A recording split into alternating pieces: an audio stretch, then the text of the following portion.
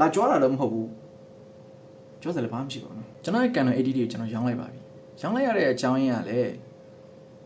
Full HD ပဲရိုက်လို့ရလို့ပါ 4K ရိုက်ချင်တော့ကျွန်တော်ရိုက်လို့မရအောင်အဲ့တော့ကျွန်တော်နောက်တစ်ကင်မရာတစ်လုံးထပ်ဝယ်လိုက်ပါတယ်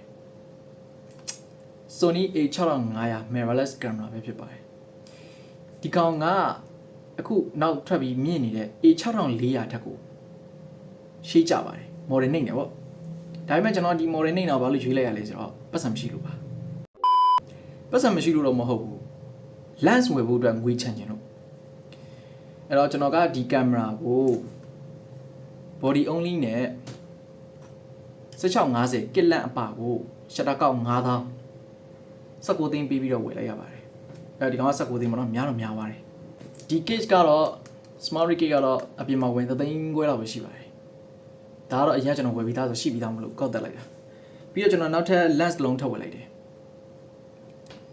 Sigma ထုတ်တဲ့ 16 f1.4 aperture 1.4 ဒီဖွင့်ရိုက်လို့ရတဲ့ 16mm prime lens Sigma ထုတ်တဲ့ဟာပေါ့နော်ဒီ lens ကိုကျွန်တော်ဝယ်လိုက်တာဈေးတန်တန်နဲ့တော့ရလိုက်တယ်6သိန်းအတိနဲ့ရလိုက်တာဘူးတော့မပါဘူးလန့်မယ်6သိန်းအတိပဲအဲ့တော့ A6500 နဲ့ Sigma 16 1.4 နဲ့ပေါင်းလိုက်မယ်ဆိုလို့ရှိရင်ဒါကျွန်တော်တို့ vlog ရိုက်မဲ့လူတွေအတွက်ကော content creation လုပ်မဲ့လူတွေအတွက်ကောလုံးဝ perfect ဖြစ်သွားပြီဒါကြောင့်မလို့ကျွန်တော်ဒီနှစ်ခုဝယ်လိုက်တာဒီနှစ်ခုပေါင်းရဲ့တန်ဖိုးကကင်မရာက19သိန်း lens က9သိန်းပေါင်းလိုက်တော့ကျွန်တော်22မှ8သိန်းဒီ28သိန်းက A6400 kit lens နဲ့အသက်ဝယ်လို့ရတယ်ဒါပေမဲ့အခုဒီကောင်က kit lens နဲ့မဟုတ်ဘဲနဲ့6500ကိုဒီလိုမျိုးဝယ်လိုက်မယ်ဆိုလို့ရှိရင် lens အကောင်တစ်လုံးနဲ့ camera body လည်းအရင်နှိမ့်နေတဲ့မှာမပါဘဲနဲ့ content ကောင်းကောင်းလေးဖန်တီးလို့ရမယ်